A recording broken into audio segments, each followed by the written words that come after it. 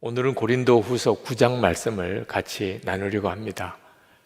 고린도후서 8장 말씀에서 사도 바울은 고린도 교회에 구제 헌금을 하는 것이 하나님의 자녀들이 누리는 특권이라 하는 말씀을 하셨습니다. 헌금 설교를 했는데요. 9장은 여전히 헌금에 대한 말씀을 하고 계십니다. 사도 바울이 고린도 교회의 헌금에 대해서 또 말씀을 하는 것은 고린도 교회 교인들이 빨리 구제 헌금을 해서 예루살렘 교회에 어려움 당하는 성도들을 도와주고자 하는 마음으로만 하신 말씀은 아닙니다. 사도 바울이 헌금에 대해서 말씀을 하고 있지만 실제로는 고린도 교회 교인들을 위하여 그들이 회개의 부흥을 경험하고 교회가 은혜를 회복했으니 이제 예수님과 동행하는 참으로 복 있는 삶을 더 풍성하게 살아가게 하기를 원하여 이 말씀을 하고 있는 겁니다. 그것은 돈이 하나님인 이 세상 가운데 헌금이 가지고 있는 의미입니다. 헌금은 하나님의 자녀들이 하나님의 복을 누리는 참 놀라운 하나님의 은혜의 방편입니다. 사도 바울이 고린도 교회 교인들에게 예루살렘에 보낼 헌금을 미리 준비하라고 권합니다. 그것은 사도 바울이 그동안에 마게도니아 지역에 있는 다른 교회에 고린도 교회 교인들은 예루살렘 교회를 위해서 헌금을 준비하고 있다고 자랑을 하고 다녔습니다. 그런데 막상 그 헌금을 이제 받으러 고린도 교회에 갔는데 헌금이 준비되지 않았다면 그러면 사도 바울도 너무 민망하고 고린도 교회는 얼마나 창피한 일이 되겠는가 그런 뜻입니다. 그러니 헌금을 미리 준비해 놓고 있다가 언제라도 누구든지 오면 그 헌금을 예루살렘 교회로 보내도록 하라 그런 뜻인데요. 그렇다고 해서 사도 바울은 헌금을 체면 때문에 하거나 억지로 해서는 안 된다고, 헌금은 반드시 기쁜 마음으로 해야 되는 것이라고 그렇게 말씀하고 있습니다. 7절에 보면 아까워하면서 내거나 마지못해서 하는 일은 없어야 합니다. 하나님께서는 기쁜 마음으로 내는 사람을 사랑하십니다. 그러니까 어떤 헌금이든지 그 헌금은 하나님께 드리는 것이기 때문에 기쁨으로 드리지 않은 헌금은 하나님이 받으시지 않으십니다. 헌금의 매우 중요한 기준이 기쁨으로 드리는 겁니다. 2008년이 세계 금융 위기가 오고 우리나라도 경제적으로 굉장한 어려움을 겪었습니다. 그때 우리 교회도 재정에 큰 타격을 받았었습니다. 그때만 해도 아직까지 우리 교회가 이 예배당 건축비 상환을 온전히 감당할 여건이 못 됐기 때문에 성도들의 헌금으로 겨우 이자 정도를 부담하고 있었습니다. 그마저도 어려워지게 된 거죠. 2009년이 시작이 됐는데 건축비 상환을 위한 헌금이 제 마음속에 참 걱정이 되더라고요. 우리 교우들이 어느 정도 이 일을 감당해낼 수 있을까? 근데 그때 기도하면서 하나님이 제게 주신 마음이 오늘 이 고린도후서 이 말씀이었습니다. 헌금은 기쁨으로 해야 하는 거라. 교회를 정말 사랑하고 헌금하는 것이 기쁜 사람의 헌금만 받으라는 겁니다. 억지로 하고 힘들다, 왜 이렇게 해야 되냐, 그런 분들은 헌금하지 말아야 한다. 헌금해도 하나님이 받으시지도 않으시니까. 제가 그것을 받아들이기가 쉽지 않았어요. 그렇지만 아무리 기도하고 생각해 봐도 그 말이 옳아요. 헌금은 하나님께 드리는 거고 하나님은 기쁨으로 하는 것만 받으신다. 그래서 장로님들과 의논을 했습니다. 우리가 전 교인들이 건축 헌금을 하는 것 이제는 그만하고 기쁨으로 헌금할 분들만 헌금하게 합시다. 그렇지 않아도 힘든 때인데 다 헌금해달라고 그래도 쉽지 않은데 기쁨 마음으로만 헌금할 사람만 헌금하라니 장로님들도 결정하기가 참 어려웠을 텐데 다 믿음으로 반응을 해주셨어요. 그리고 그때까지만 해도 우리 교우들이 헌금은 이자 갚는 데만 쓰여졌어요. 근데 장로님들께서 그렇게 기쁨으로 헌금한 성도들의 헌금을 이자 갚는 데 쓰는 일은 얼마나 허탈합니까? 그래서 우리 은행 융자 원금 상환하는 데만 쓰도록 합시다. 그래야 조금이라도 자꾸 줄어가야 되죠. 이자는 교회 재정을 아껴서 이자는 교회 일반 재정에서 감당하도록 하겠습니다. 대단한 결심이었습니다, 그때는. 그리고 교우들에게 그것을 광고했습니다. 여러분, 올해는 건축헌금을 기쁜 사람만 하십시오. 정말 교회를 사랑하고 헌금하는 게 너무 기쁜 사람은 헌금합시다. 그래서 주일 저녁을 하루를 택해서 그 헌금하는 게 기쁜 사람만 모이시라고 그랬습니다. 몇 명이나 올까 걱정을 했는데 깜짝 놀라게 정말 많은 분들이 모이셨어요. 건축 헌금하는 시간인데 마치 무슨 축제 같았어요, 느낌이. 마음에 헌금하는 기쁨이 있는 사람들끼리만 모였으니 설교를 들어도 기쁘고 간증을 들어도 기쁘고 그리고 함께 통성기도 해도 그렇게 힘이 나고 그리고 헌금 작정서를 봉헌하는 시간에 정말 무슨 잔치 같은 느낌이었습니다. 헌금이 얼마나 작정될지는 모르겠지만 제 마음속에 이것으로 충분합니다, 하나님. 그런 마음이 들더라고요. 결과도 참 놀라웠어요. 우리가 이 예배당을 다시 건축하기 위해서 특별 헌금을, 건축 헌금을 했을 때보다 3배나 많은 헌금이 작정되었습니다. 그때부터, 그 해부터 2009년 금융위기 때문에 어려웠던 그 해부터 우리 교회 이 건축비 융자의 원금 상환이 시작이 되었습니다. 저는 그때 헌금은 기쁨으로 해야 하는 거고 그때 하나님이 역사하신다는 것을 알았어요. 여러분, 선교헌금 오늘까지가 이제 2021년 선교헌금 작정 마지막 날인데 얼마를 내가 작정해야 되나? 건축헌금은 얼마를 해야 되나? 11조 헌금은 어떤 기준으로 해야 되나? 여러분들이 그동안 고민하신 분들도 있으실 거예요. 기준은 아주 명확합니다. 마음에 정한 대로 하면 돼요. 여기 7절에 보면 각자 마음에 정한 대로 해야 하고 그랬습니다. 이 말은 누가 시켜서 해서 하는 거 아니고 설득해서 헌금하는 것도 아니고 누가 강요해서 헌금해서도 안 되고 계산해서 헌금해서도 안 되고 체면 때문에 하는 것도 아니고 마음에 정한 대로 하라. 다시 말하면 마음대로 하라, 그런 뜻이죠. 정말 그렇게 해도 될까요? 그러면 헌금할 사람이 누가 있겠어요? 참 신비한 일입니다. 하나님의 자녀들은 마음에 헌금할 마음이 하나님이 주세요.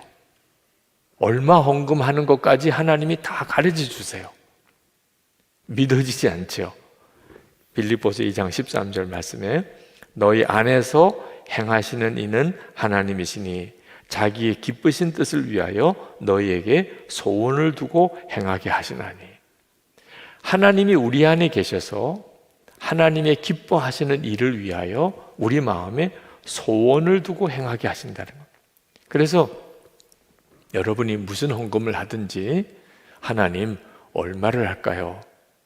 이렇게 꼭 물으셔야 돼요. 그러면 하나님께서 여러분의 마음에 얼마를 하라고 하는 소원을 주신다는 겁니다. 하나님의 기쁜 뜻을 이루기 위해서 하시는 일이니까 반드시 놀라운 역사가 있습니다. 여러분이 이제부터 헌금할 때마다 꼭 믿음의 실험을 한번 해보세요. 그리고 그것을 일기에다가 꼭 기록해 보세요. 내 마음에 이런 마음이 드는데 이게 하나님의 뜻일까? 그리고 한번 순종해 보는 훈련을 꼭 해보세요. 헌금에 대한 간증이 엄청나게 많아지게 됩니다. 하나님께서 왜 이처럼 우리 마음에 헌금할 마음을 주시면서 헌금을 하게 하실까요? 아주 답은 간단합니다. 우리에게 복을 주시려고 하심이라는 거예요. 사도 바울은 이것을 농부가 씨를 심는 것에 비유를 했습니다. 6절에 보면 요점은 이러합니다. 적게 심는 사람은 적게 거두고 많이 심는 사람은 많이 거둡니다. 10절에 심는 사람에게 심을 씨와 먹을 양식을 공급하여 주시는 하나님께서 여러분에게도 씨를 마련하여 주시고 그것을 여러 갑절로 늘려주시고 여러분의 의의 열매를 증가시켜 주실 것입니다. 여러분, 헌금에 대한 영적인 원리는요, 심고 하나님이 그것을 거두게 하시는 겁니다. 농부들이 곡식을 가지고 있지만 그 중에 일부는 종자 씨입니다. 그러니까 가지고 있는 곡식을 다 먹으면 안 되죠. 반드시 심을 씨는 따로 두었다가 봄에 뿌려야 가을에 또 거두잖아요. 우리가 가지고 있는 우리의 소유 중에 반드시 씨가 있어요. 다 여러분의 마음대로 쓰면 안 됩니다. 그러면 반드시 궁핍함이 와요. 종자 씨를 먹어버린 농부처럼. 그 다음엔 거둘 게 없어지게 됩니다.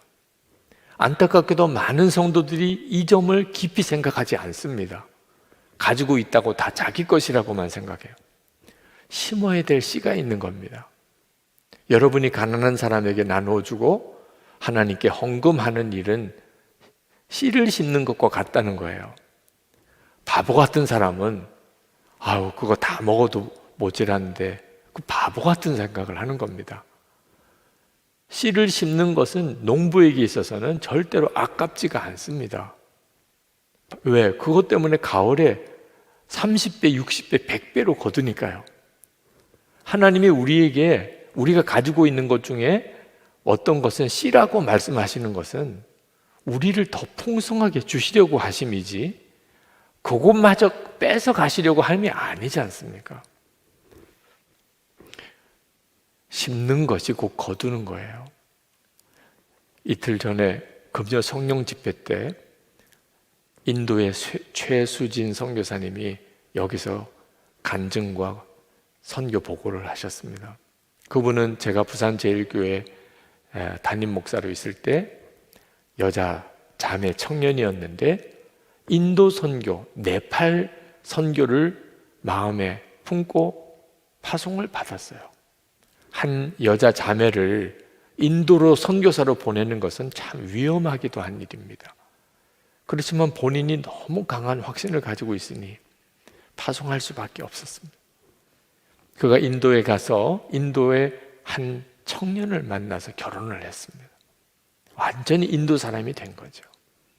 두 아들을 낳고 하나이는 고등학생, 하나이는 중학생이 되었습니다. 인도의 어린이들, 인도의 여성들을 위해서 정말 귀한 사역을 했어요. 벨리쿱이라고 하는 교회도 개척하고 인도 여성들을 위한 선교 센터도 믿음으로 건축을 시작을 했는데 한 8천만 원 정도의 건축비가 모자라서 건축 중단이 되어버리고 말았습니다. 그때 그 큰아들이 고등학교 들어가서 학교에서 무릎을 다쳤는데 아주 크게 다쳤습니다. 한국에 급히 와서 수술을 받아야 될 사정이 되었는데 개척한 그 교회 교인들이 선교사님의 아들이 다쳤다고 수술비에 보태라고 헌금을 가져왔어요. 우리 한국 돈으로 80만 원인데 그 교회에 13가정 교인이 있습니다. 그들은 한 달 월급이 5만 원인 차밭 노동자들이에요. 그러니 80만 원은 그 전 교인들의 한 달 동안의 생활비 이상을 다 모은 거예요. 선교사님이 그것을 받아들고 울었대요. 제가 그 이야기를 전해 듣고 설교 시간에 그 선교사님을 간단히 소개를 했습니다. 그런 일이 있었노라고. 우리 교우 중에 한 분이 그 설교를 듣고 마음에 참 감동을 받아서 그 여성센터 건축비 남은 8천만 원을 자기가 헌금하겠다고. 그래서 80만 원 헌금이 8천만 원 헌금이 되어버렸어요. 그 선교사님이 인도로 돌아가서 그 벨리쿱 교회 교인들에게 그 되어진 일을 이야기를 했습니다. 여러분이 주신 80만 원이 이렇게 이런 과정을 거쳐 한 달 만에 우리 여성센터 8천만 원의 남은 건축비가 되어서 왔습니다. 그 교인들이 얼마나 기뻐하며 춤을 추며 놀래며 하나님 아버지를 찬양했다는 거예요. 그 이야기를 지난 금요일에 쭉 간증을 하셨어요. 혹시 여러분 못 들어보신 분은 들어가서 한번 들어보세요. 그 간증이 참 귀하고 아름다웠어요. 헌금은 이런 역사가 있는 거예요. 하나님께서 우리에게 어떤 때는 정말 눈물의 헌금을 받으시는 것 같아도 그게 씨니까 너무 귀한 거예요. 하나님이 씨로 삼으셔서 하나님이 넘치게 주시려고 하심이라는 거예요. 그래서 고린도 교회 교인들에게 사도 바울이 예루살렘 교회를 향한 구제 헌금을 정말 정성을 다해 미리 마음의 준비를 하고 미리미리 준비해서 그렇게 헌금을 드리라고 권하는 겁니다. 우리도 선교 헌금 작정을 오늘까지 하지만 하나님이 여러분에게 그 일을 씨를 삼으셔서 하나님이 넘치게 복을 주시려고 하심이라는 거예요. 우리가 주님의 뜻대로 이렇게 헌금하고 순종하면 하나님은 반드시 우리를 이렇게 넘치게 하나님이 주세요. 사람에게 심고 하나님이 주시는 거죠. 기독교 국가들 그 오랜 세월 동안 하나님의 말씀대로 살아본 나라들은 다 선진국이 됐잖아요. 우리의 자손들도 반드시 열매를 거둬요. 저는 목회하면서 많은 목사님들을 만났는데 참 신실하고 충성스럽고 말씀도 좋고 복음도 분명하신 목사님이신데 목회 현장은 참 어려운 분들을 봅니다. 그런데 저는 그분들에 비하면 말할 수 없이 부족한데 저는 목회하는 현장에 참 열매가 많아요. 어떤 때는 그 목사님들에게 너무 미안합니다.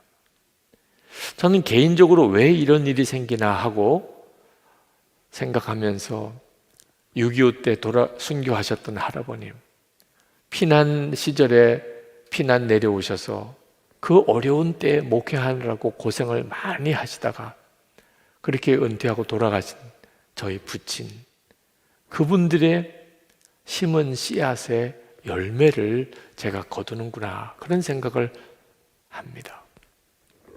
이따금 하나님께서 저에게도 어떤 것을 헌신하라고 요구하실 때가 있으셨어요. 부끄러운 이야기이긴 합니다만 그때는 정말 많이 울었습니다. 이렇게까지 해야 되나?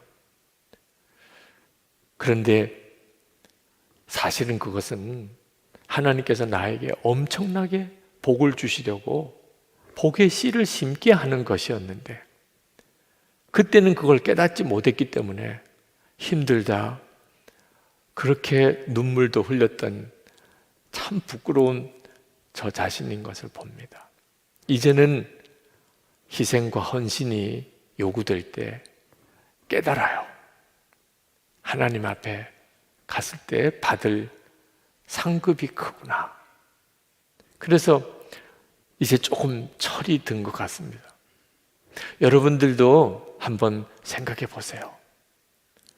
정말 하나님이 풍성하게 주실 씨를 심으시고 계신지, 자녀들이, 후손들이 두고두고 거둘 수 있는 그런 축복의 씨를 내가 심었는지, 내 때에 거두지 못해도 좋아요. 우리 아이들, 자손들이 거둘 수 있으면 정말 잘한 거죠. 그러나 우리가 이렇게 하나님 앞에 드리고 어려운 사람을 도와서 심은 이 축복의 씨가 이 세상에서만 다 거두는 거 아닙니다. 이 세상에서 잘 되고 자손들이 복을 받는 것은 진짜 하나님이 주시려는 열매의 그림자예요. 상징에 불과해요. 우리가 심고 거두는 것의 진짜는 하늘에 쌓여있는 보화예요. 부자 청년이 예수님에게 와서 영생을 얻는 것에 대해서 질문했을 때 예수님이 그 부자 청년에게 내 가진 모든 소유를 가난한 자에게 다 나눠주고 나를 따르라, 그렇게 말씀하시면서 약속하셨어요. 마태복음 19장 21절에 그리하면 하늘에서 보화가 내게 있으리라. 이 땅에서 심고 하늘에서 보화가 있다는 거예요. 이게 진짜인 거예요. 하나님의 나라에 눈이 뜨인 사람은 반드시 이 세상에서 더 움켜쥐려고 하지 않아요. 바보가 아닌다 하면 그렇게 할 사람이 아무도 없어요. 하나님의 나라에서 거둘 보화가 이 땅에 있는 것과 비교가 안 되니까. 근데 하나님의 나라에 눈이 뜨이지 않은 사람은 구제가 쉽지 않아요. 현실적으로 내 것을 주어야 되는 거니까요. 그러니까 항상 그 점에 대해서 계산하느라고 진짜 복을 누리지를 못하는 거죠. 여러분에게는 하늘의 보화가 어느 정도 쌓인 것 같습니까? 생각하고 사셔야 돼요. 나에게는 하늘의 보화가 어느 정도 쌓였을까? 구제에 대해서 인색했던 순간 누구에게나 있을 겁니다. 헌금하는 게 아깝다고 느껴지는 순간이 없었던 사람이 누가 있겠어요? 은혜가 깨달아지지 않으면 누구나 그럴 수밖에 없습니다. 근데 은혜의 눈이 뜨이면 완전히 마음이 달라져요. 8절에 보면 하나님께서는 여러분에게 온갖 은혜가 넘치게 하실 수 있습니다. 그러하므로 여러분은 모든 일에 언제나 쓸 것을 넉넉하게 가지게 되어서 온갖 선한 일을 얼마든지 할 수 있습니다. 하나님은 우리에게 모든 은혜가 넘치게 하실 수 있대요. 우리가 어떤 일이든지 마음껏 쓸 수 있는 넉넉한 재물을 주실 수 있대요. 네, 항상 마지막 하나님이 그렇게 하시는 목적을 알아야 돼요. 온갖 선한 일을 마음껏 하게 하기 위해서 그래요. 안타깝게도 많은 성도들에게 이 마지막 소원이 없어요. 온갖 선한 일을 마음껏 하려고 하는 마음만 있으면 하나님은 모든 은혜를 마음껏 부어주신다는 거예요. 그런데 우리가 하나님의 기뻐하는 뜻대로 보내고 흘려보내고 돕고 헌금하는 마음에 인색함이 있으면 하나님의 주시는 하늘의 축복의 문도 닫혀버리게 돼요. 사도 바울이 헌금을 가지고 하나님께 영광 돌리는 일이라 그렇게 표현을 했습니다. 13절에 여러분의 이 봉사의 결과로 그들은 하나님께 영광을 돌릴 것입니다. 우리가 하나님께 영광을 돌리는 방법이 여러 방법이 있는데 찬양을 할 때, 그렇죠? 또 간증을 하면서 하나님께 영광 돌립니다. 뭐 그럴 수 있죠. 그런데 사도 바울은 구제 헌금을 통해서 하나님께 영광을 돌린다는 거예요. 그게 어떻게 그렇게 되죠? 우리가 어려운 사람을 도왔어요. 그러면 그 어려운 사람은 어떻게 해요? 하나님 감사합니다. 그죠? 참 힘들고 어려웠는데 교회와 성도를 통하여 도움이 왔어요. 아, 이게 교회에서 주시는 거예요? 아유, 하나님 감사합니다. 하나님이 영광을 받으시죠. 그러니까 우리가 구제헌금을 하고 우리가 헌금을 하고 이렇게 어려운 사람을 도우면 하나님께서 영광을 받으신대요. 12절 말씀을 보십시다. 여러분이 수행하는 이 봉사의 일은 성도들의 궁핍함을 채워줄 뿐만 아니라 많은 사람들로 하여금 하나님께 감사를 넘치게 드리게 할 것입니다. 하나님께서 11조를 바치라고 하셨어요. 하나님께서 돈이 왜 필요하시겠어요? 첫 열매는 하나님 것이라 그랬어요. 하나님이 돼지 새끼나 염소 새끼가 왜 필요하겠어요?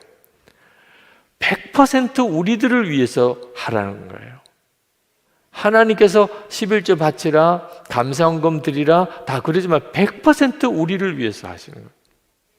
그것을 가지고 어려운 사람을 도우라, 필요한 사람들에게 나눠주라는 거예요. 그러면 그 드린 사람, 그 일을 위해 쓰임받은 교회가 복을 받는데 도움을 받은 사람은 갚을 방법이 없어요. 그러니 어떻게 해요? 하나님, 그 교회, 그 성도에게 갚아주세요. 하나님이 갚아주세요. 그 교회와 그 성도가 나에게 이렇게 했습니다. 하나님, 그 교회에 복을 주세요. 부흥을 주세요. 그 성도에게 복을 주세요. 그렇게 기도하잖아요. 14절에 봅시다. 그들은 또한 여러분에게 주신 하나님의 넘치는 은혜 때문에 여러분을 그리워하면서 여러분을 두고 기도할 것입니다. 여러분, 우리가 하나님 앞에 복을 받을 때 반드시 축복 기도가 필요합니다. 하나님이 그런 방법을 정해 두셨어요. 여러분이 랜선 축복 기도 새해 하시죠. 교구 목사님께서 여러분들이 기도 제목을 가지고 가정마다 축복 기도를 먼저 합니다. 하나님이 복을 먼저 빌게 하세요. 그리고 그 기도에 하나님이 응답하시는 방법으로 하나님이 역사하십니다. 그래서 목회자를 세우고 성도들을 목양하게 하는 거예요. 그런데 여러분, 이 축복 기도가 목사님만 하는 게 아닙니다. 아주 가난한 사람이 축복 기도를 해요. 여기에 나오는 것처럼. 자기는 갚을 길이 없어요. 그런데 도움을 받았어요. 하나님, 저들에게 복을 주세요. 여러분, 목사의 축복 기도보다 더 하나님이 기뻐 쓰시는 축복 기도가 가난한 사람의 축복 기도예요. 이 비밀을 알아야 돼요. 사람에게 심고 하나님이 거두게 하시는 거예요. 그래서 갚을 길이 없는 사람이 여러분 보배예요. 여러분 주변에 여러분이 좋은 음식 하나 대접하면 그 다음에는 그 사람이 또 여러분에게 대접하고, 이런 관계는 아무리 돈을 많이 써도 복이 없어요. 주고받는 관계니까. 그런데 갚을 길이 없는 이제 연로하신 약해지신 부모님에게 잘하는 거, 그 부모님이 어떻게 하겠어요? 하나님, 저 아이가 나에게 이렇게 잘합니다. 하나님, 저 아이에게 복을 주세요. 이제는 축복 기도밖에 할 게 없어요. 정말 선교사님, 갚을 길이 없지요. 하나님, 저 성도님이, 저 교회가 우리에게 이렇게 했습니다. 하나님, 저 교회에 복을 주시고 저 성도님에게 복을 주세요. 지나가는 노숙인 한 사람이라도 여러분이 그에게 잘해주면 그분이 할 일은 뭐예요? 하나님이 계시면 저 사람에게 복을 주세요. 그런 마음의 소원이라도 가지면 그게 다 우리에게 복이 된다는 거예요. 이것이 하나님께서 헌금을 드리게 하는, 구제하게 하는 일을 통하여 성도들에게 복을 주시려는 방법이라는 겁니다. 그래서 고린도 교회 교인들에게 너희들이 은혜의 회복을 얻었으면 이제는 힘써 그 은혜가 여러분에게 복이 되도록 흘려보내라는 겁니다. 그러면 목사님, 우리가 어려운 사람 그냥 도우면 되지 왜 꼭 교회에다가 헌금을 해야 되는 겁니까?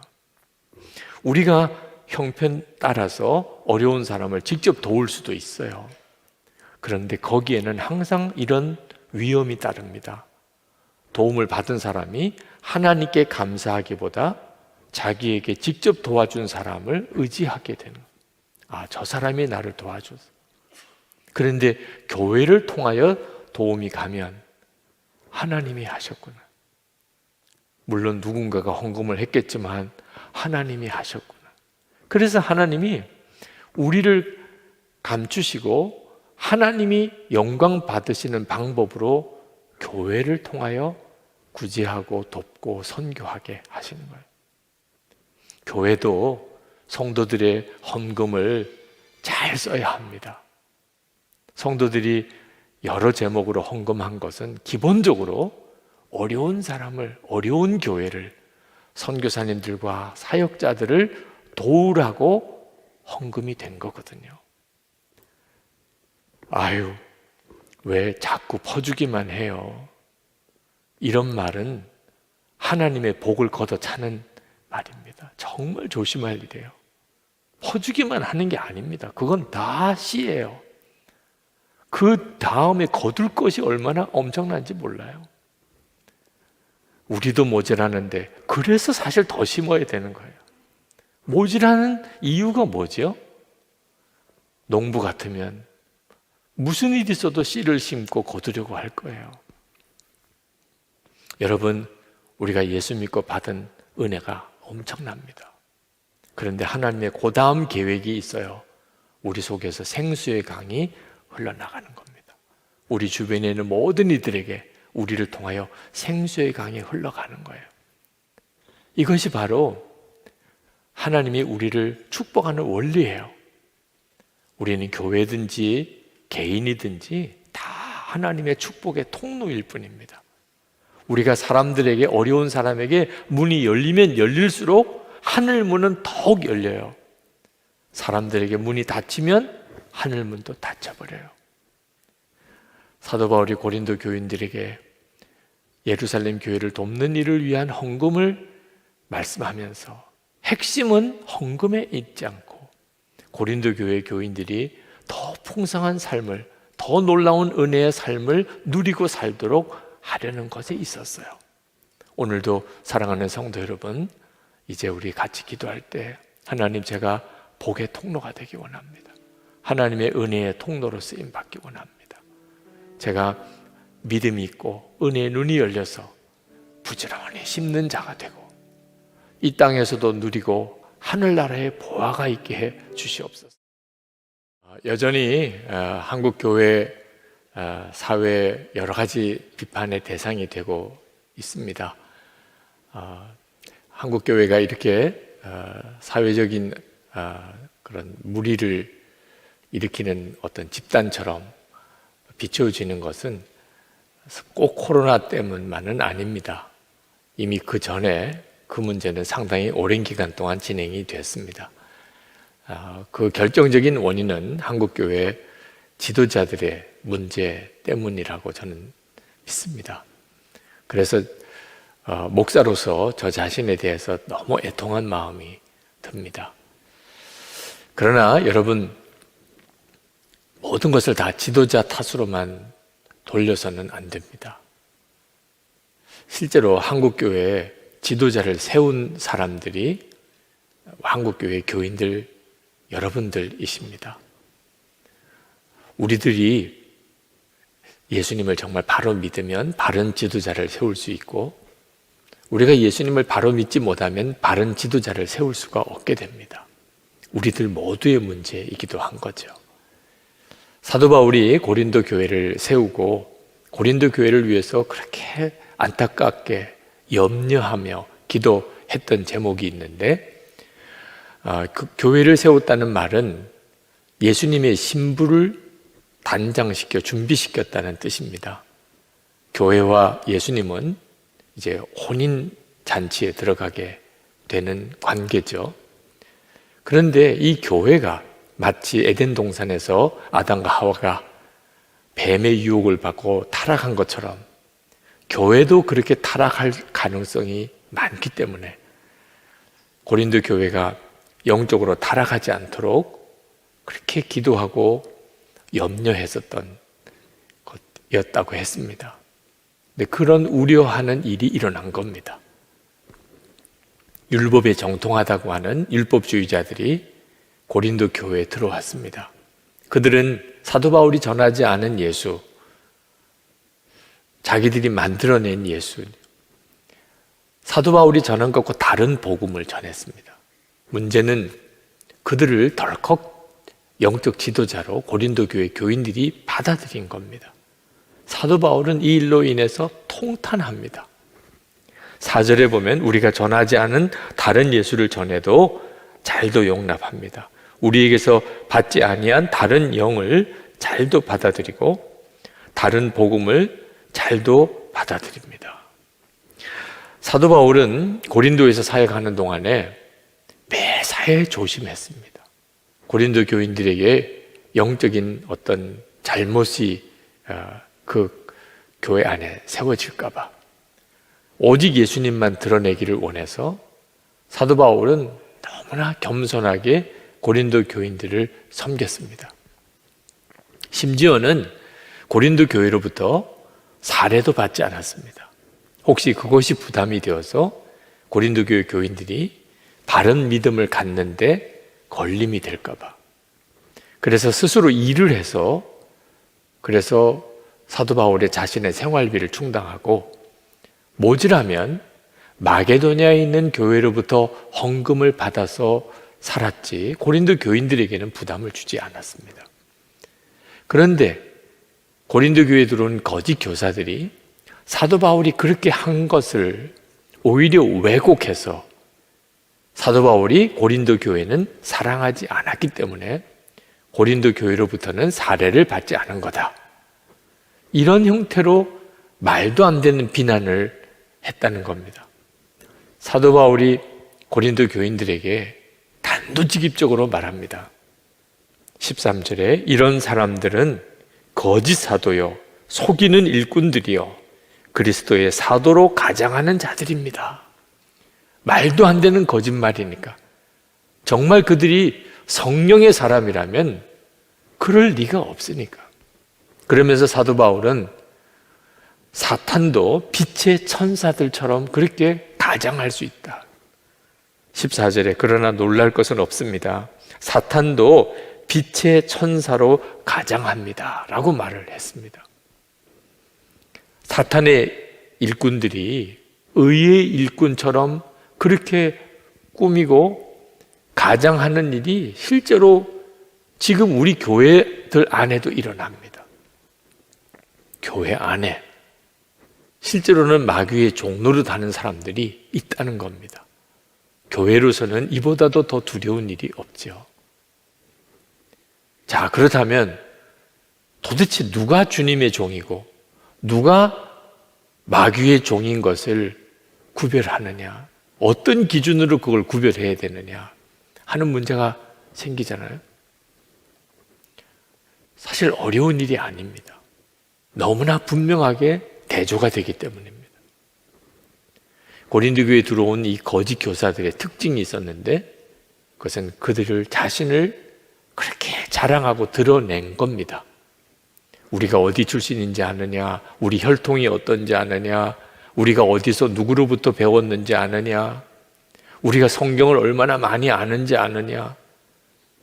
거짓 교사들의 전형적인 특징입니다. 자기를 자랑하고 자기를 드러내는 겁니다. 그러면서 교회 안에서 마치 세상 권세자들처럼 고린도 교인들을 종처럼 부렸습니다. 모욕하는 말을 하기도 하고 아주 거칠게 몰아붙이고 무리하게 행동하고 그들은 그렇게 했다는 겁니다. 그런데 기가 막힌 것은 고린도 교회 교인들이 그들을 지도자로 받아들였다는 거예요. 사도 바울이 어떻게 그렇게 할 수 있냐는 거예요. 실제로 참 사람이 어리석은 것이 누가 큰 소리를 지르고 누가 말을 거칠게 하고 누가 마치 어떤 권위자처럼 권세자처럼 그렇게 행동을 하면 사람들이 그냥 말을 못하고 꼼짝없이 그 사람에게 복종하는 경향이 있습니다. 그래서 아주 순한 사람들끼리 모여있는 공동체에서 어떤 세력을 잡는 일은 의외로 간단합니다. 아주 막 나가면 되는 겁니다. 막 나가면. 심지어 그런 사람들 밑에 들어가기를 원하는 사람들도 있습니다. 야, 이 사람이 뭔가 있나 봐. 이거 정말 기가 막힌 거죠. 19절 20절에 사도 바울이 이렇게 말합니다. 여러분은 어지간히도 슬기로운 사람들이라서 어리석은 사람들을 잘도 참아줍니다. 누가 여러분을 종으로 부려도, 누가 여러분을 잡아먹어도, 누가 여러분을 골려도, 누가 여러분을 얕보아도, 누가 여러분의 뺨을 때려도 여러분은 가만히 있습니다. 아니, 그 정도도 분별을 못하느냐 그 말이에요. 진짜 예수님의 종이라면 예수님의 성품이 나와야 되지 않겠냐. 그 사람의 말을 들어볼 게 아니고 그 사람에게서 풍겨지는 예수님의 마음, 예수님의 성품인지를 보아야 되지 않겠냐는 거예요. 어떻게 예수님과 동행하는 사람이, 예수님이 다스리는 종이 그런 언행을 할 수 있겠냐? 그것도 구분이 안 되냐? 여러분, 지금은 유튜브가 대세인데 유튜브 조회수로 미혹당하면 안 됩니다. 유튜브 조회수가 많다고 다 옳은 말인 거 아닙니다. 유튜브 조회수가 많다고 다 주님의 말씀 아닙니다. 오히려 자극적이고 선동적이고 어떤 충격적인 어떤 표현과 방법으로 조회수를 엄청나게 늘릴 수 있는 방법이 있습니다. 세상적인 방법, 세상적인 자랑, 인간적인 자랑거리로 사람을 휘어잡으려고 하는 것 정말 조심해야 합니다. 요한일서 2장 15절, 16절에 이렇게 말씀했습니다. 이 세상이나 세상에 있는 것들을 사랑하지 말라. 누구든지 세상을 사랑하면 아버지의 사랑이 그 안에 있지 아니하니 이는 세상에 있는 모든 것이 육신의 정욕과 안목의 정욕과 이생의 자랑이니 다 아버지께로부터 온 것이 아니요 세상으로부터 온 것이니라. 그러므로 육신의 정욕과 안목의 정욕과 이생의 자랑을 버리지 못한, 이런 세상 자랑을 버리지 못한 사람들 분별할 줄 알아야 합니다. 그런 사람들을 세우니까 교회가 세상과 똑같아지는, 성경에 나와 있는 모습과 교회 모습이 달라지는 거예요. 지도자를 바로 세우지 못하면 그렇게 되는 겁니다. 고린도 교인들이 하도 인간적인 자랑거리에 거기에 분별을 못해서 미혹을 받으니까 사도 바울이 나도 인간적인 자랑거리가 있다, 그런 말을 이제 했어요. 참 정신없는 말이지만 용서해달라, 양해를 구하면서 나도 그들처럼 자랑하려면 자랑할 게 있다. 22절에 그들이 히브리 사람입니까? 나도 그렇습니다. 그들이 이스라엘 사람입니까? 나도 그렇습니다. 그들이 아브라함의 후손입니까? 나도 그렇습니다. 그리고는 여기서 그쳐요. 사실 사도 바울은 그런 면에서 자랑하려면 굉장히 자랑할 게 많은 사람입니다. 고린도 교회에 들어왔던 그 거짓 교사들보다 사도 바울이 훨씬 더 인간적으로 혈통을 따지거나 무슨 자신이 공부한 학업을 따지거나 또는 뭐 본인 자신의 어떤 유대인의 지위를 놓고 보거나 훨씬 자랑할 게 많지만 여기 이 정도에서 그칩니다. 왜냐하면 이런 것들은 진짜 자랑거리도 아니고 예수 그리스도의 일꾼이라는 증거도 아니기 때문에. 그러면서 사도 바울은 이어서 내가 그리스도의 일꾼이라는 증거로 고난당한 것을 자랑합니다.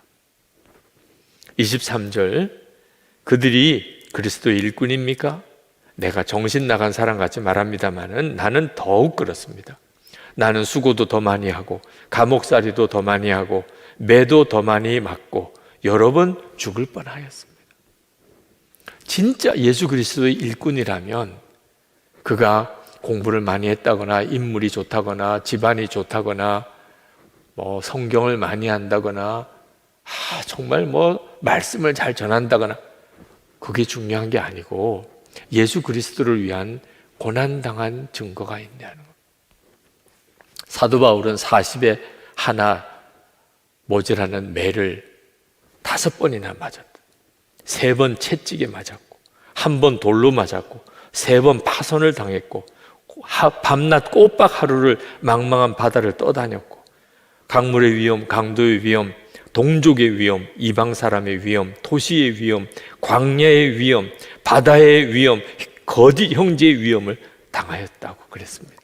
수고와 고역에 시달리고 여러 번 밤을 지새우고 줄이고 목마르고 여러 번 굶고 추위에 떨고 헐벗었다고 그랬습니다. 자기는 자랑할 게 있다면 그것밖에 자랑할 게 없다. 육신적인 고초를 당한 것뿐만 아니고 그 교회들을 위해서 밤낮 눈물로 기도하는 것은 더 말할 것도 없었다는 것. 여러분, 고난은 누구나 두려워하고 싫어하는 거잖아요. 근데 사도 바울은 그 고난 당한 게 자랑이었다고 그랬어요. 그래서 이분이 진짜 예수님의 종이구나. 예수님이 함께 계셨고 예수님의 생명으로 살고 예수님이 그와 동행하시는구나 라는 증거예요. 그때만 고난이 자랑스러워지니까.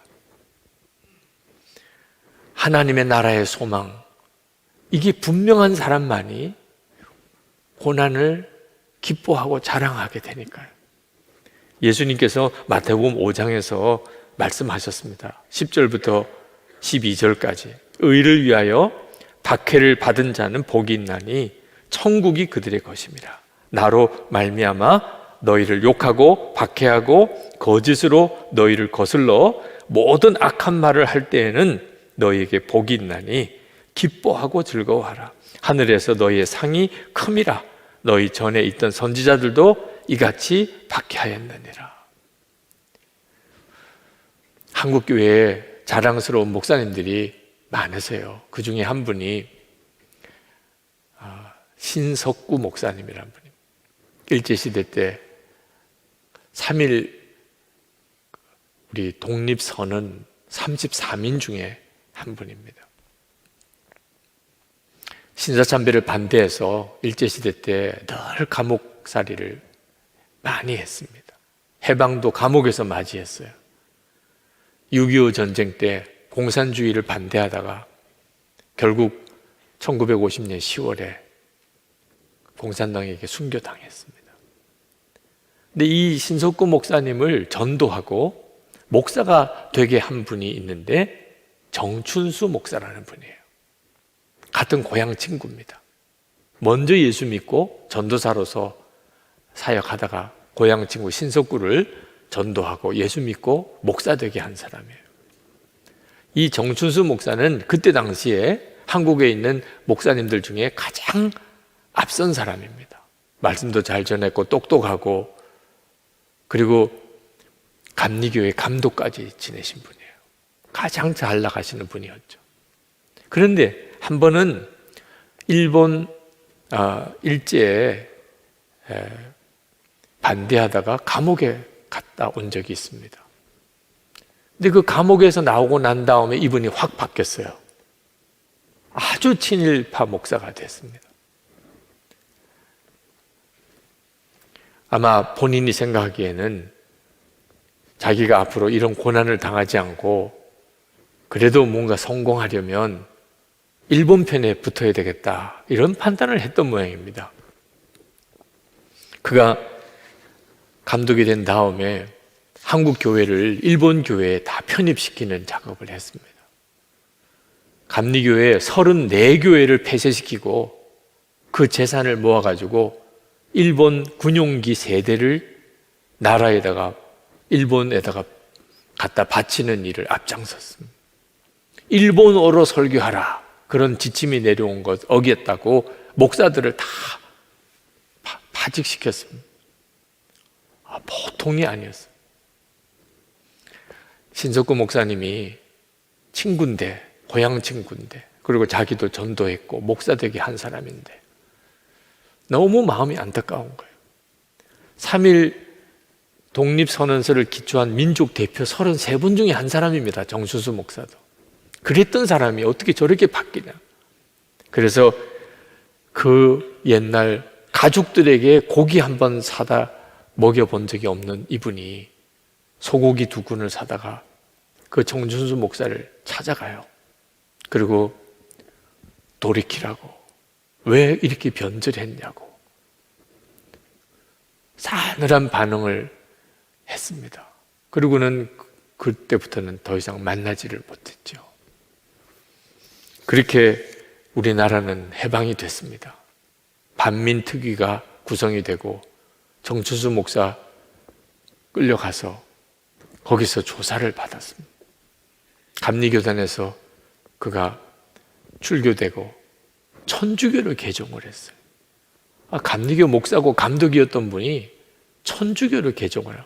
6.25 전쟁 때 고향으로 피난을 내려갔다가 거기서 비참한 죽음을 당합니다. 정춘수 목사가 고난이 무서우니까, 사람은 본능적으로 그렇잖아요. 고난은 두려우니까. 그럼 망하는 거예요. 목사도 그럴 수 있다는 거죠. 사람이니까. 진짜 예수님을 만나지 못한 사람은, 정말 예수님의 생명으로 살지 못한 사람은, 하나님의 나라를 진짜 바라보는 눈이 뜨이지 않은 사람은 고난 두려워서 자랑하기는커녕 다 도망가 버리고 맙니다. 그러나 주님을 진짜 만난 사람은 고난의 길에서 꿋꿋이 그 길을 가요. 아제르바이잔의 선교사님 한 분이 자매 이야기를 하더라고요. 무슬림들이죠. 근데 그 자매가 복음을 전해 듣고 회심을 했습니다. 예수님을 영접했어요. 난리가 났습니다. 집안도 난리가 나고 친척도 난리가 나고 주변에서 그 자매를 붙들어다가 얼마나 모진 고문을 했는지. 그 자매를 폭행하던 사람이 너가 믿는 예수가 진짜 살아있다면 나를 어떻게 해보라 그래. 너를 때리고 너를 핍박하는 나를 어떻게 해보라 그래. 진짜 살아있다면. 그 자매가 얼마나 마음이 무너지는지 하나님께 기도했어요. 하나님, 제가 예수를 믿는 게 무슨 큰 죄입니까? 그런데 이렇게 고초를 당해야 됩니까? 그리고 저 사람 하는 말처럼 어떻게 저 사람은 저렇게 떵떵거리고 예수 믿는 사람을 저렇게 괴롭히는데도 아무런 일이 일어나지 않습니까? 하나님은 진짜 살아계십니까? 그때 그 자매에게 마음에 주님이 말씀하셨어요. 정말 주님이 말씀하시지 않았다면 깨달아 들을 수 없는 내용이에요. 내가 지금도 너와 함께 있다. 내가 너와 함께 있으니까 내가 이런 고통을 겪으면서도 내 믿음을 지키고 있는 거야. 그 자매가 눈물을 쏟으면서 아멘 했습니다. 내가 이 고난을 겪으면서도 믿음을 지킬 수 있는 것은 주님이구나. 주님을 바라보는 눈이 뜨이면 우리가 예수 믿고 하나님 뜻대로 살아가는 길에 고난이 올 때 끝까지 그 고난의 길을 갈 수 있어요. 이 증거가 가장 놀라운 것이에요.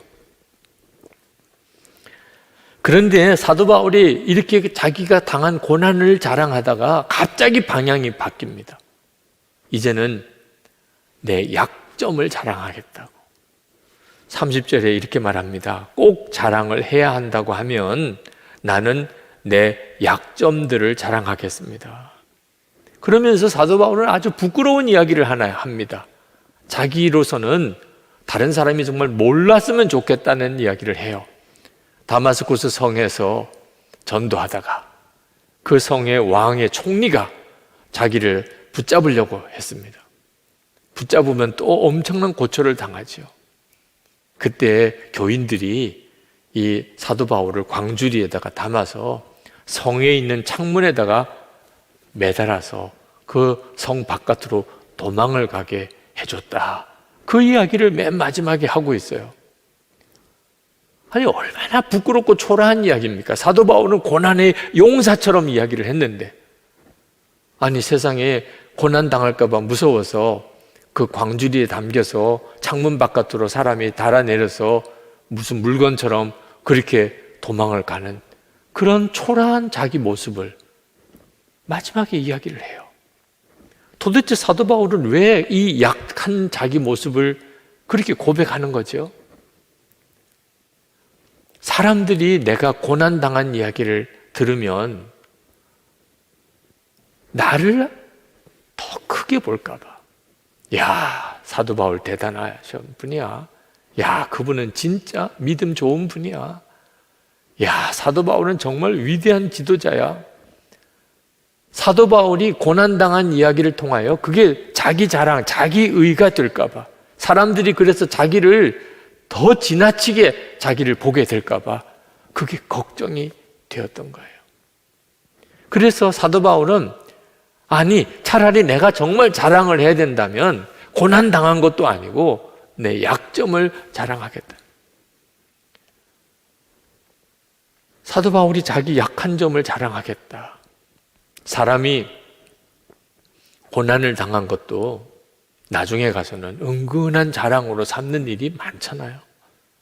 여러분 가정에서도 이렇게 명절 때 가족들이 다 모이면 제일 고생한 사람이 제일 목소리가 크잖아요. 내가 얼마나 고생한 줄 알아? 이 집에 와서. 내가 옛날에 우리 집이 어려울 때 내가 얼마나 희생했는 줄 알아? 딴 사람들은 할 말이 없죠. 교회도 말입니다. 힘들고 어려웠던 시절 교회 위해서 고생하고 헌신한 사람 두고두고 그거 고생한 거 자랑하는 사람도 있어요. 제가 어릴 때 그때 이 거린들 중에 사람들이 꼼짝을 못하는 분들이 있어요. 동양을 하러 왔는데 뭐 한 푼 줍쇼가 아니고 자기 몸에 상처난 부분을 턱 보여요. 그러면 알아서 다 도와줘요. 무서우니까. 군대 생활한 사람들 중에도 더 험한 곳에 군대 생활한 사람이 목소리가 커요. 고생한 것도 자랑이에요. 고생한 것도. 사도 바울이 그렇게 될까 봐. 사도 바울이 정말 자랑하고 싶은 분은 한 분, 예수님밖에 없었어요. 예수님 한 분만 자랑하고 싶었어요. 그래서 내 약점을 자랑하겠다. 그래서 내가 사람들에게 야, 사도 바울이 그 정도밖에 안 되는 사람이었구나. 사도 바울도 아주 무서워서 쩔쩔 맨 적이 있었구나. 그러면 사도 바울이 더 기뻤다는 거예요. 왜? 결국은 사도 바울이 사도 바울 되게 하신 분은 예수님 분이니까. 예수님이 함께 하시니까 그랬던 거구나. 사도 바울이 이렇게 한 것은 다 예수님이 사도 바울을 통해서 역사하신 거구나. 예수님만 드러날 수 있으니 사도 바울로서는 너무 기쁘다는 거예요. 그래서 자기 약한 점을 자랑하겠다. 여러분, 약점은 부끄러운 거잖아요. 일부러 약점을 사람들에게 공개하고 자랑할 사람이 누가 있어요? 특히 지도자급에 있는 사람은 더 자기 약한 점은 감추려고 하잖아요.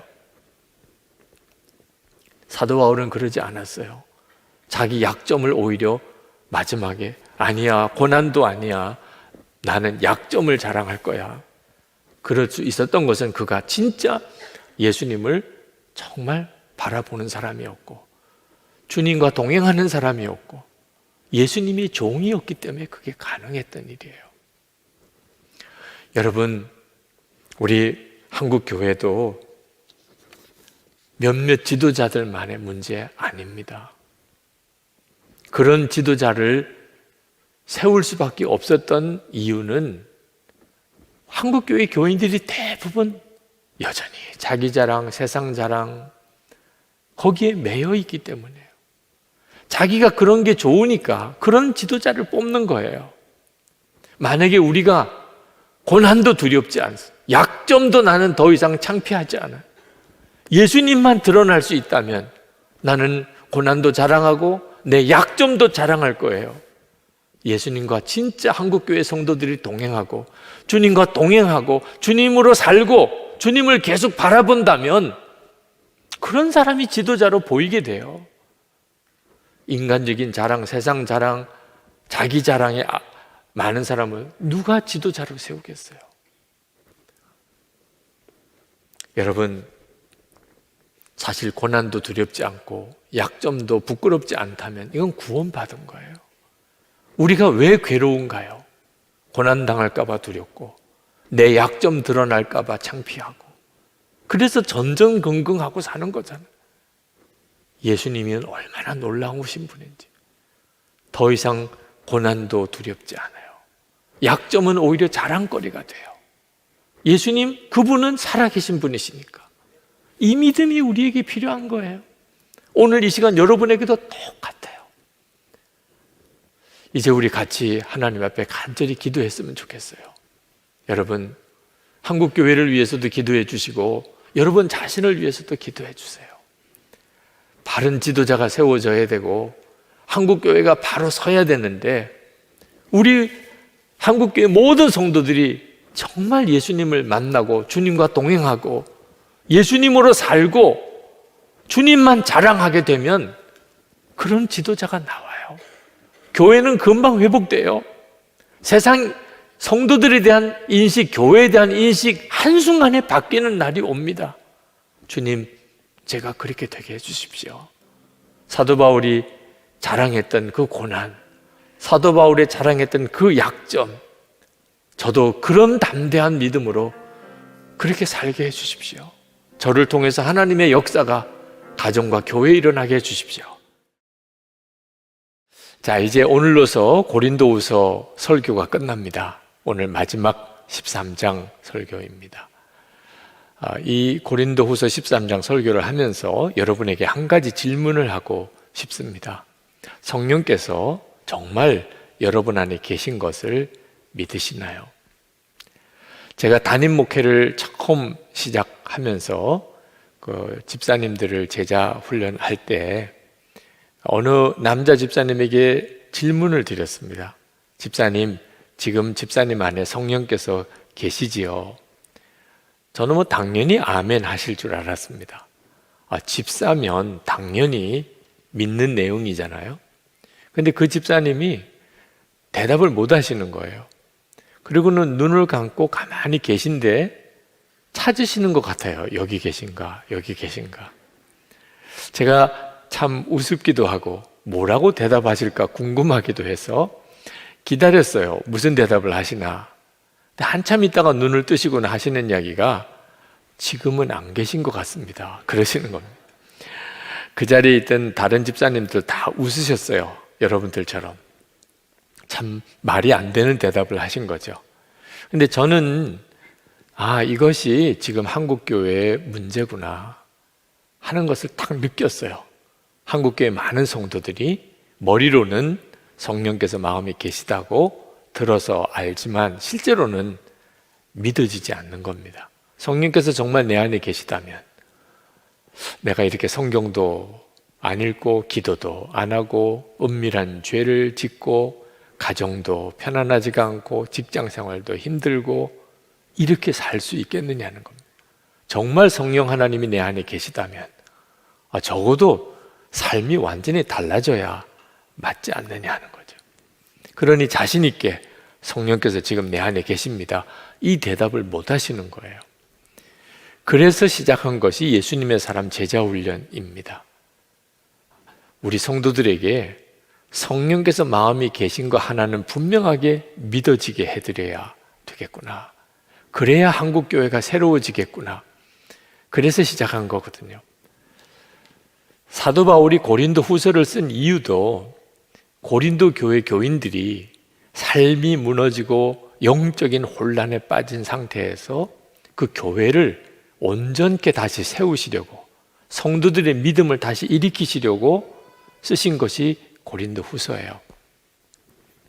사도 바울은 고린도 후서 13장 처음에서 이제 세 번째 고린도 교회를 방문하겠다고 계획을 말하면서 지난번에는 고린도 교회 안에 부도덕한 일을 하는 삶을 사는 사람, 또 영적인 교회 혼란을 일으키는 사람들에게 내가 경고만 했는데 이번에 가서는 내가 재판을 하고 그들을 치리할 것이라고 아주 강하게 말씀을 합니다.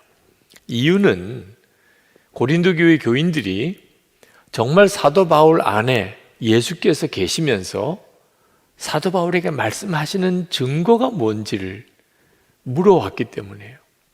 다시 말하면 의심하는 거죠. 정말 예수님이 당신 안에 계시면서 당신에게 말씀하는 게 맞습니까? 사도 바울이 거기에 대해서 대답을 하는 거예요. 내가 이번에 가면 그걸 분명히 보여주겠다. 예수님은 십자가에 달리시기까지 참 온유하신 분, 하나님께 철저히 순종하신 분, 겉으로는 한없이 약해 보이시는 분이지만 예수님은 절대로 약한 분이 아니시라. 그분은 죽음의 권세를 이기고 부활하셨 하나님의 능력을 가지고 계신 분이라.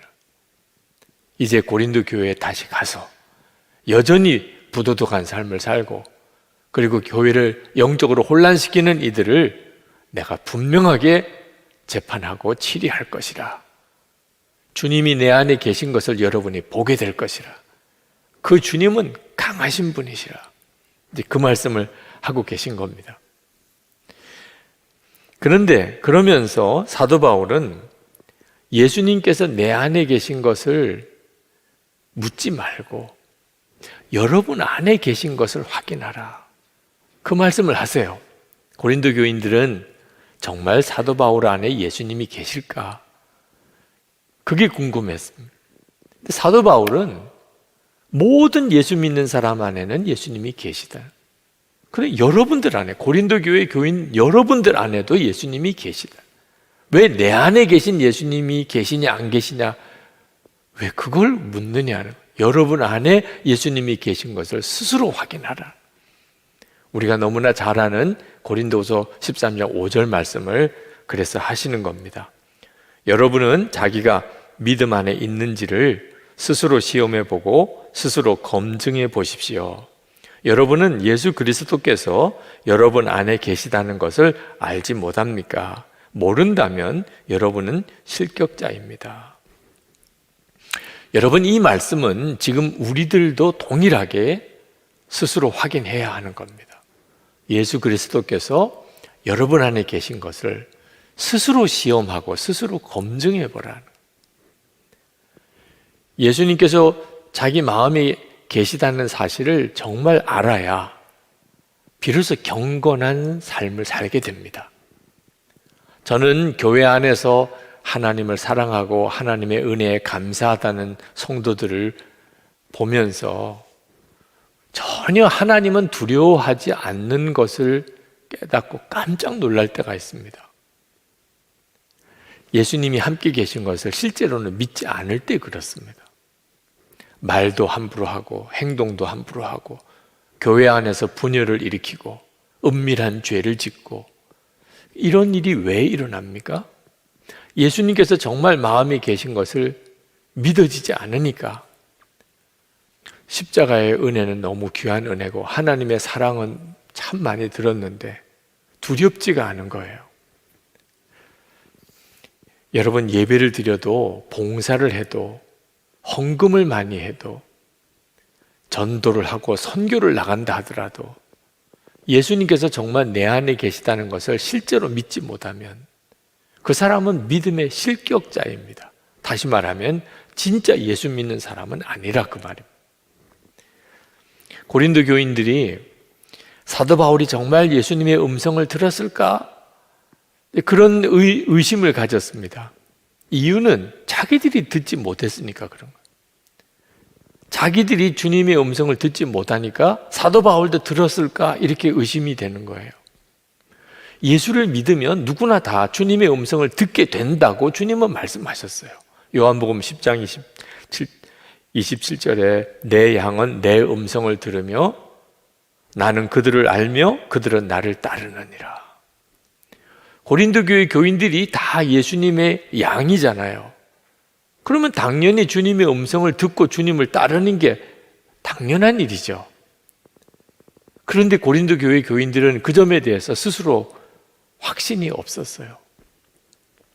요한 사도가 누구든지 예수를 믿으면 성령의 기름 부음이 그에게 있어서, 이 기름 부음이 있다는 말은 성령이 그 사람 속에 계신다는 거예요. 주님이 그에게 직접 가르치신다. 누구로부터 배울 필요가 없다는 겁니다. 요한일서 2장 27절을 제가 세 번역으로 읽어드리겠습니다. 여러분으로 말하자면 그가 기름 부어 주신 것이 여러분 속에 머물러 있으니 여러분은 아무에게서도 가르침을 받을 필요가 없습니다. 그가 기름 부어 주신 것이 여러분에게 모든 것을 가르쳐 주십니다. 그리고 그 가르침은 참이요 거짓이 아닙니다. 여러분은 그 가르침대로 언제나 그리스도 안에 머물러 있으십시오. 어떤 분들은 걱정이 되실 거예요. 만약에 그렇다면 너도 나도 다 주님의 음성을 들었다고 이제 나는 누구로부터 가르침을 받을 필요가 없다고 하면, 그러면 교회가 온전할 수 있겠는가? 실제로 주님의 음성을 듣는 것에 대해서 모르니까 그런 말이 나오는 겁니다. 요한 사도가 이 말씀을 하는 것은 우리가 독불 장군처럼 나도 주님의 음성 들었어 이렇게 말하라고 하는 게 아닙니다. 나를 영적으로 지도해 줄 수 있는 그런 지도자도 없고 내 주변에 신앙으로 함께 교제할 수 있는 성도도 없는 혼자만 남아있을 때, 핍박시대는 그랬죠. 그래도 걱정하지 말라는 거예요. 예수님은 당신 안에 거하시고 계시다. 주님이 당신에게 모든 것을 가르치실 것이다. 그런 뜻이에요. 우리가 정말 주님의 음성에 귀를 기울이면 우리는 분열되기보다 하나가 돼요. 사도 바울이 이 고린도후서 마지막 부분에 고린도 교회 교인들을 세 가지 축복을 합니다. 13절 말씀. 주 예수 그리스도의 은혜와 하나님의 사랑과 성령의 사귐이 여러분 모두와 함께 하기를 빕니다. 우리가 예배 맨 마지막에 축도할 때 하는 축도예요. 예수님의 은혜, 속주의 은혜, 하나님의 사랑, 독생자도 주시는 사랑, 그게 항상 우리에게 있어야 하죠. 그러나 또 하나가 있는데 성령의 사귐이라고 했어요. 이 성령의 사귐이라는 표현은 우리나라 말로는 정확한 이 번역 단어가 없습니다. 코이노니아, 우리가 교통함이라고 그렇게 번역하기도 합니다. 의미는 성령 안에서 우리가 마음이 하나가 되게 된다는 뜻입니다. 우리가 다 성령님을 모시고 있습니다. 근데 그 성령님은 한 분이세요.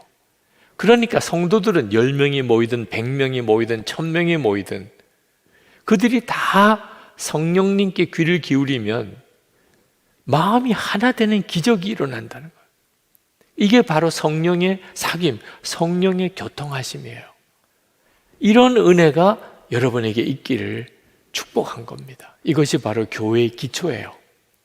여러분이 진짜 예수님이 여러분 마음에 계신 것을 믿으면, 그러면 가정이 하나가 되고 교회가 하나가 되는 역사가 반드시 일어나요. 만약에 그렇지 않다면 나는 내가 직접 주님의 음성을 들었으니까 누구도 나를 어떻게 말하지 못합니다. 교회 안에 그런 사람이 혹시 있다면 그는 진짜 성령의 음성을 들은 사람이 아닙니다. 성령님은 그렇게 할 리가 없어요. 성령님은 항상 같은 성령을 받은 성도들과 항상 하나가 되게 만드십니다. 여러분, 사도 바울이 말한 예수님이 마음에 계신 것을 스스로 알지 못하느냐, 이 말씀을 정말 붙잡아야 돼요. 저는 45년 전이에요. 고등학생 때입니다. 그때 중고등부 예배 때 전도사님이 하시는 설교를 통하여 이 성경을 처음 읽었어요. 그때는 충격이 컸습니다. 예수 그리스도께서 내 안에 계신 것을 스스로 알지 못하느냐, 그렇지 않으면 버림받은 자니라. 믿어지지도 않고 이해도 안 돼요. 예수님이 어떻게 내 안에 계시나. 그러나 그때 성경은 참 이상한 말도 다 하는구나, 그렇게 넘기지 않았어요. 그때는 믿지도 못했고 이해도 안 됐지만 그 말씀을 죽어라고 붙잡았어요. 성경 말씀이 거짓은 아닐 테니 그러면 제 안에 계신 건가? 계시면 내가 그걸 어떻게 알 수 있나? 45년이라니까, 고등학생 때부터. 그래서 지금 여기 이 자리까지 있는 거예요. 여러분들도 안 믿어져, 모르겠어, 그렇게 넘기면 이 말씀은 영원히 여러분의 것이 안 됩니다. 근데 예수님께서 내 마음에 계시다? 그게 정말이야? 그렇다면 주님, 나에게도 그 증거를 주세요. 분명히 성경에 시험해보고, 스스로 시험해보고 스스로 검증해보라고 했잖아요. 알 수 있으니까. 막연하게 믿을 게 아니라니까요. 여러분의 인생이 주님으로 인하여 완전히 뒤집어져요. 사도 바울은 자기는 믿음의 실격자가 아니라고 말했습니다. 6절에 보면, 그러나 나는 우리가 실격자가 아니라는 것을 여러분이 알게 되기를 바랍니다. 사도 바울은 진짜 예수님이 자기 안에 계신 것을 알았어요. 그리고 주님의 음성을 정말 듣고 주님께 순종하는 사역을 했어요. 목사님, 예수님이 마음에 계신 것을 어떻게 알 수 있나요? 여러분이 새가족 양육 받을 때 국화에 그 문제를 다루고 있어요. 여러분 제자훈련, 예수님의 사람 제자훈련 받으실 때 이 문제에 대한 대답을 드리고 있어요.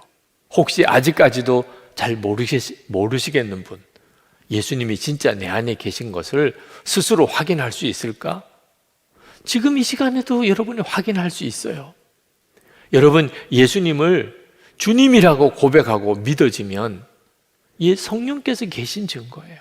하나님 아버지 이렇게 부르면서 기도가 된다면 성령의 역사예요. 말씀을 들을 때, 예배 드릴 때, 또는 찬양을 들을 때 마음의 은혜가 깨달아진다면 여러분 성령의 역사예요. 여러분 용서하라, 사랑하라, 원수도 용서하라, 기도만 하면 그런 마음이 여러분 속에 일어나면 성령께서 하신 거예요. 여러분이 하나님 뜻대로 살지 못할 때 성령의 근심이 느껴진다면 성령의 역사죠. 성령의 근심이니 하나님의 일을 하고 싶은 소원이 여러분에게 일어나면 그것도 하나님이 하신 거예요. 전도해야 되겠다, 저 사람 예수 믿었으면 좋겠다, 전적으로 성령님의 역사예요. 여러분 안에 부인할 수 없는 증거들이 있어요. 성령께서 여러분 안에 계신 증거가. 사도 바울은 지금 고린도 교인들에게 우리는 믿음의 실격자가 아니고 여러분들은 다 믿음의 실격자입니다, 이렇게 책망하고 다그치는 말씀을 하고 있는 게 아닙니다. 사도 바울의 마음은 고린도 교인들에게 예수님은 우리와만 함께 하시는 분이 아닙니다. 여러분에게도 함께 하십니다. 여러분 그걸 확인하세요. 여러분 안에 지금 예수님이 계십니다. 그 주님께 여러분 귀 기울이고 들으세요. 사도 바울은 그 말씀을 간곡하게 하고 있는 거예요. 여러분 지금 우리에게도 마찬가지예요. 주님은 오늘 이 고린도후서를 마치는 시간에 저에게도 여러분에게도 다시 한번 말씀하고 계신 거예요. 주님은 우리와 함께 계세요. 여러분, 예수님은 이렇게 교회에 와서 예배드리거나 집회를 하거나 기도회 할 때 만나는 분만 아닙니다. 여러분이 잠들 때, 잠에서 깨어날 때, 여러분이 아침 식사를 할 때, 직장에 나가서, 여러분이 운전을 할 때, 또는 혼자 걸을 때, 어디서나 여러분 안에 계시니까 주님과 여러분은 동행하게 되는 거예요. 사도 바울은 부도덕한 삶을 살기도 하고 영적인 대혼란에 빠져서 사도 바울을 의심하기도 하는 이 고린도 교인들을 내가 가서 그 사람들을 재판해서 치리해야지, 이런 뜻으로 지금 이 말씀을 하고 있는 게 아닙니다.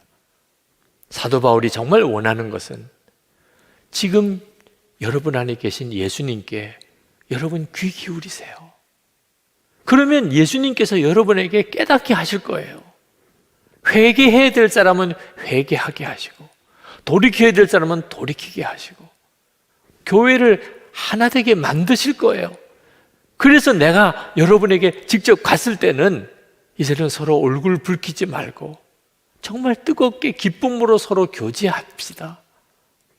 사도 바울은 예수님으로부터 직접 고린도 교회가 변화되고 새로워지기를 진짜 믿고 권면하고 있는 거예요. 10절 말씀에 이렇게 말씀합니다. 내가 떠나 있는 동안에 이렇게 편지를 하는 것은 내가 가서 주님께서 주신 고난을 가지고 사건들을 처리할 때 너무 엄하게 대할 필요가 없게 하려는 것입니다. 이 권위는 여러분을 넘어뜨리라고 주신 것이 아니라 세우라고 주신 것입니다. 사도 바울은 마지막으로 고린도 교회 교인들에게 자기가 이 편지를 쓴 목적을 간단하게 정리해서 말씀합니다. 11절에 끝으로 말합니다. 형제자매 여러분, 기뻐하십시오. 온전하게 되기를 힘쓰십시오. 서로 격려하십시오. 같은 마음을 품으십시오. 화평하게 지내십시오. 그리하면 사랑과 평화의 하나님께서 여러분과 함께 하실 것입니다. 정말 우리에게 지금 주시는 말씀 같지 않아요? 지금 한국 교회에 주시는 말씀 같지 않아요?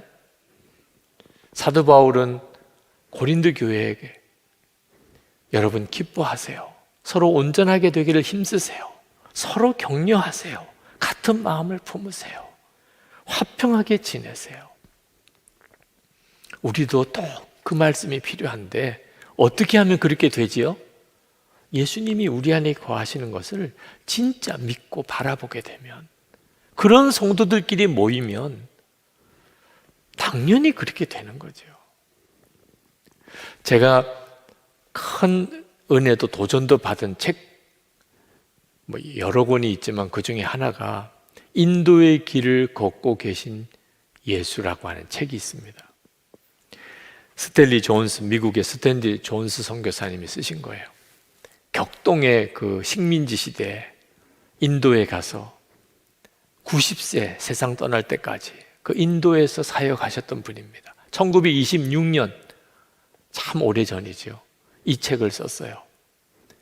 이 책이 출간된 그 해 무려 13쇄나 인쇄를 해야 했습니다. 얼마나 많이 팔렸는지.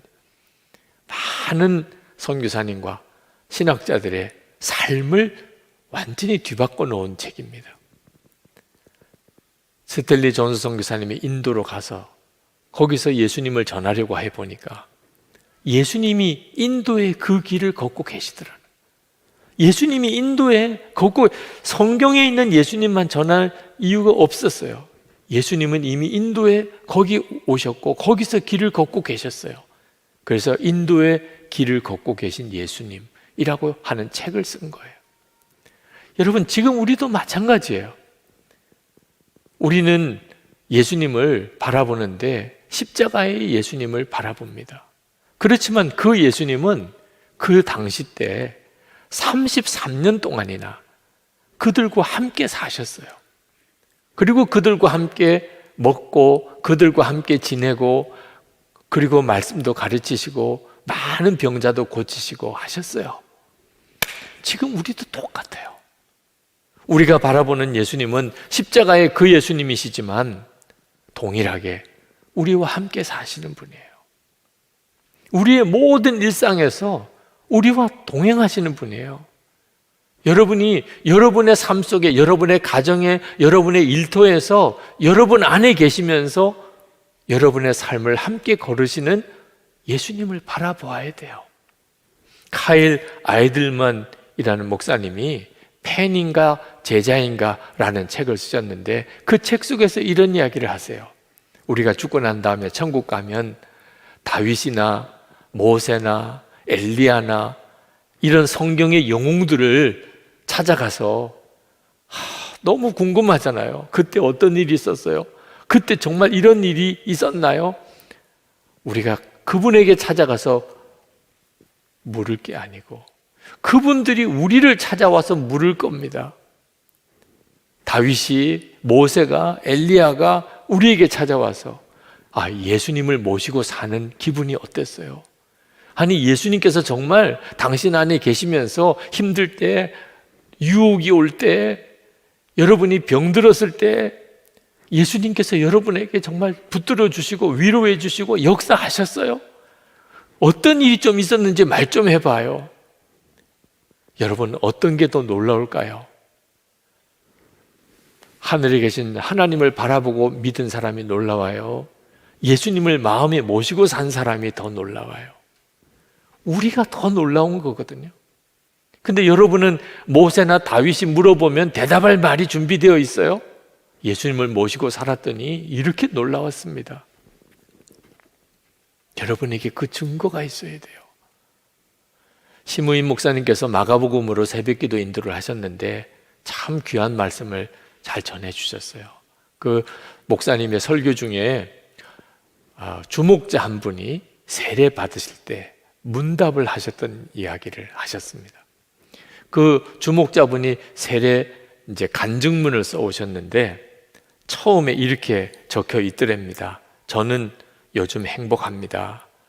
언제 이렇게 행복했나 싶고 언제 이 행복이 사라질까 걱정이 되기도 합니다. 그 성도님은 삶이 참 말할 수 없이 비참했어요. 그러나 끝까지 삶을 포기하지는 않았습니다. 어떻든지 살아내 보려고 애를 썼는데 결국 남은 것은 외로움이고 배고픔이고 슬픔과 분노였다는 거예요. 그런데 그때 교회 인도를 받았습니다. 교회에 와서 노숙자지만 교회 등록을 하고 그리고 10주 양육을 받았어요. 처음에 양육을 받을 때는 모자를 푹 눌러 쓰고 사람 얼굴도 마주치지 않고 고개를 숙인 채 그렇게 양육을 받으셨습니다. 근데 3주가 지나서 자기도 모르게 모자를 벗고 그리고는 양육을 얼굴을 마주대하고 눈을 마주하면서 양육을 받다가 그분이 회개가 터졌어요. 자기 죄가 깨달아진 거죠. 근데 참 이상하죠? 그렇게 놀랍게 행복하게 느껴지더라는 거예요. 10년 넘게 길렀던 머리도 깨끗이 이발하고 완전히 새 삶을 시작을 하신 거예요. 그분이 간증문 마지막에 이렇게 썼습니다.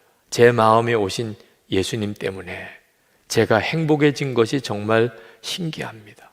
이제는 행복하다는 말을 입에 달고 다닙니다. 멀리 있는 애들한테 아빠가 예수님 믿고 변화된 모습을 보여주고 전도해서 함께 행복하게 살고 싶습니다. 저를 진짜 행복의 길로 인도해 주신 예수님 감사합니다. 행복합니다. 사랑합니다. 그렇게 고백하면서 그렇게 우시더래요. 여러분, 예수님께서 우리 안에 계시고 우리의 삶을 바꾸시는 일은 실제예요. 지금도 예수를 영접한 모든 이들의 삶 속에서 그렇게 주님은 역사하세요. 저는 성 프란시스가 부러웠어요. 로렌스 형제가 부러웠어요. 저는 대천덕 신부님, 이용도 목사님 이런 분들이 부러웠어요. 왜? 그분들은 진짜 예수님과 친밀히 동행하는 삶을 사는 것 같았기 때문이에요. 저는 어떻게 하면 주님과 친밀히 그렇게 동행할 수 있는지를 몰랐어요. 누구도 가르쳐 주지 않았어요. 그건 아주 특별한 그런 사람들이나 누리는 건 줄 알았어요. 그런데 성경을 읽어보니까 아니었어요. 모든 예수 믿는 성도는요, 다 예수님과 친밀히 동행할 수 있게 되어 있더라고요. 예수님께서 그 사람 마음에 오시니까. 예수님의 마음이 오셨는데 이보다 더 어떻게 친밀할 수 있어요? 예수님이 그 마음에 오셨기 때문에 우리는 생명을, 영생의 생명을 가지게 된 거예요. 요한일서 5장 12절 아들이 있는 자에게는 생명이 있고 예수님이 우리 안에 계시니까 우리가 영생을 얻은 거거든요. 여러분, 장미꽃 보고 장미꽃을 피우라고 말해야 장미꽃이 핍니까? 그냥 저절로 장미꽃 핍니다. 장미니까. 여러분, 강아지한테 짖으라고 해야 강아지가 짖습니까? 개는 그냥 알아서 짖어요. 생명이라는 게 이렇게 놀라운 거예요. 독수리가 하늘을, 창공을, 날개를 펴고 나는 것은요, 그냥 독수리니까 그런 거예요. 예수님의 생명이 내 속에 정말 있다면 우리의 삶은 완전히 달라지게 돼 있어요. 여러분, 예수님이 여러분 안에 계실 것은 정말 놀라운 진리예요. 다시 한번 여러분 분명하게 붙잡으세요. 그러면 여러분의 삶이 달라지게 돼 있어요. 예수님이 정말 내 안에 계시구나. 진짜 믿으세요. 무슨 순간, 어떤 상황이든지. 그러면 주님이 여러분에게 반드시 말씀하세요. 그리고 그 주님을 따라가세요. 가정이 완전히 변화돼요. 교회가 하나가 돼요. 우리가 살 길이고 가정이 사는 길이고 나라가 사는 길이에요. 한국 교회가 변화되는 길이에요.